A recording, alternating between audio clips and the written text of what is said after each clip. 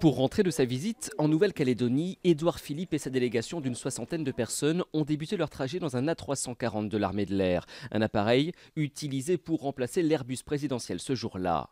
Mais lors de l'escale technique à Tokyo, le Premier ministre et les passagers sont descendus pour emprunter un autre avion, affrété cette fois-ci par une société privée, un autre Airbus avec à l'intérieur une centaine de sièges de type première classe, facture 350 000 €.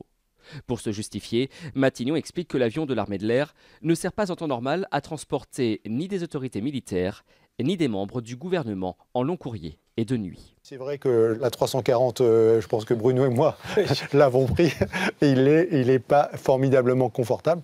Ça reste un avion. Je l'ai fait au retour de Nouvelle-Calédonie, celui-ci, il n'est pas très confortable, ça c'est sûr. Matignon explique également qu'il fallait rentrer dans les temps impartis parce qu'Emmanuel Macron s'apprêtait à décoller pour l'Algérie et qu'un conseil de défense était prévu tôt le matin à l'Elysée.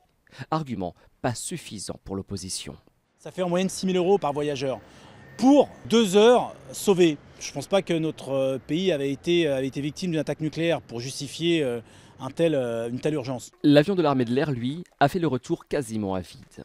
Enfin, les services du Premier ministre ont comparé. Selon eux, le coût des vols pour ces déplacements ministériels a coûté 30% moins cher pour l'État que le voyage du Premier ministre Manuel Valls en Nouvelle-Calédonie en avril et mai 2016.